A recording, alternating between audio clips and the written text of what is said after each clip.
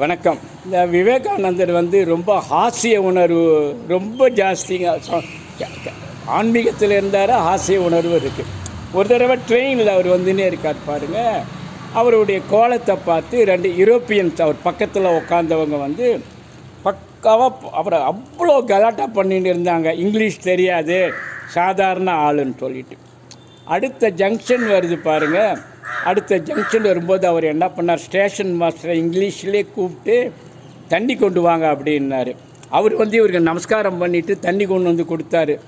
அப்போது இந்த 2 யூரோப்பியனும் ஏன் உங்களை நான் பரிகாசம் பண்ணேன், கலாட்டா பண்ணேன், நீங்கள் ஒன்றுமே சொல்லலையே அப்படின்னும்போது, நான் முட்டாளுங்க பேச்சை இது முதல் முறையாக நான் சந்திக்கலை, நிறைய சந்திச்சிருக்கேன்னாரு.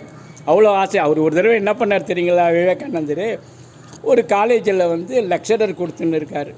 அப்போது இப்போ அந்த ஸ்டூடெண்ட்ஸை பார்த்து கேட்குறாரு, ஏங்க என்ன ஸ்ரீகிருஷ்ணன் ஏன் நீல நிறமாக இருக்கார் தெரியுமான்னும் போது பின் ட்ராப் சைலண்ட், யாருமே ஒன்றும் சொல்லலை. ஒரே ஒரு ஸ்டூடெண்ட் மட்டும் எழுந்து, நான் சொல்லலாமா, சொல்லு, அதுக்கு தானே இந்த கேள்வி கேட்டேன்னாரு. ஆகாசம் பார்த்திங்கன்னா நீல நிறமாக இருக்கும், பறந்து விழிந்து கிடக்குது. கடலை பார்த்திங்கன்னா நீல நிறமாக இருக்குது, விரிந்து பறந்து கிடக்கிறது. எங்கள் கிருஷ்ணனோட அவர் அருள் உலகம் பூராவும் இருக்குதுன்னாரு. சபாஷ், நீ பெரிய ஆளாக வருவேன்னு அப்ரிஷியேட் பண்ணாருங்க. அவர் அப்ரிஷியேட் பண்ணது யார் தெரியுங்களா, அவருடைய மூளையை இன்சூர் பண்ணாங்க. கவர்னர் ஜெனரலாக இந்தியாவுக்கு இருந்தாருங்க. சக்கரவர்த்தி ராஜகோபாலாச்சாரியார்னு பேருங்க. நன்றி, வணக்கம்.